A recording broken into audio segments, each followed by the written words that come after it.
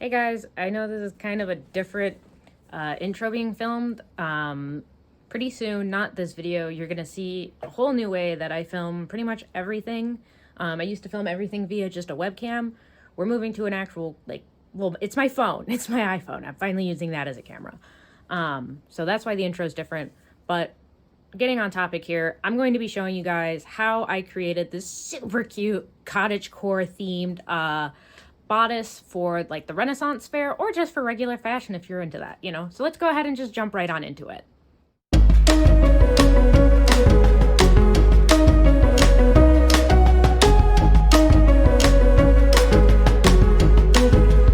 So first steps are, of course, taking our sewing pattern and tracing it onto our fabric here. We're starting with just the fabric, not the trim.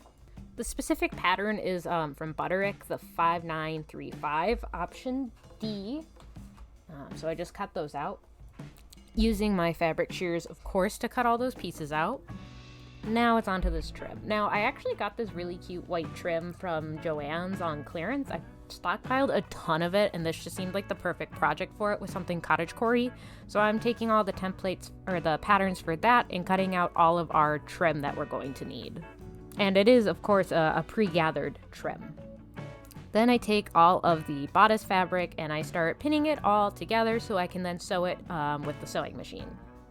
Now the sleeves that go off the shoulder with the fabric are meant to have like a scalloped edge to them. So I went ahead and just kind of folded that, found the center, pinned it, folded so that way the center wouldn't move, and cut the scalloped edges onto the sleeves. And then I was able to pin on our trim to our sleeves and go ahead and sew that onto the fabric. Now for boning, I am using zip ties again. If you get the nice thick industrial ones, they work just as well as regular boning. So I am folding that into the fabric just by where the grommets are gonna go, and then I can sew that with a zipper foot so that way I can go secure along the boning. And now I'm going to hem all of the edges on the gusset just because I don't want any like raw edges pretty much. So I would do a rolled hem on this. And now we can also go ahead and pin the trim that's going to go all along the back and front of the actual bodice and sew that on as well. While I added the trim, I also want to hem the portions of the bodice that was getting attached to the lining, and then I went ahead and did all of the hemming for the bottoms and other areas after that. Then I went ahead and marked all of my grommet holes going up the front of the bodice. And then I used my special hole punching tool to put in all of the holes for those grommets along the front of the fabric, since this laces up in the front. Then I used a hammer and the anvil set that came with the grommets to go ahead and add those all to the front lace-up portion of the bodice.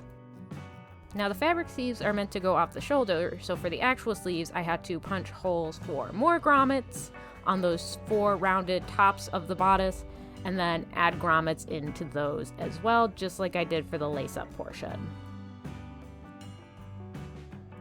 Then I have to pin and sew on those off-the-shoulder sleeves. I actually made them a little bit too big, so I had to adjust them. I always go a little bit bigger than probably what I need, but that's just in case because it's easier to take things in than it is to let fabric out. So something to keep in mind. Now it is finally time to add all of the cord. I obviously started with the black cord at the top for the sleeve so it was wearable. Then I went ahead and laced up the front portion of the bodice to finish off this entire piece. But yeah, pretty straightforward to the point as long as you follow the sewing directions that come with the pattern. Thank you guys so much for watching. This is how you do it. Thanks so much for watching this cosplay crafting tutorial. Sorry if it was a bit of a mess. If you want to see what we made actually with the finished cosplay, make sure to check the links in my description and let me know what your crafting questions are in the comments. Don't forget to subscribe so you can see what I'm crafting up next. Bye-bye!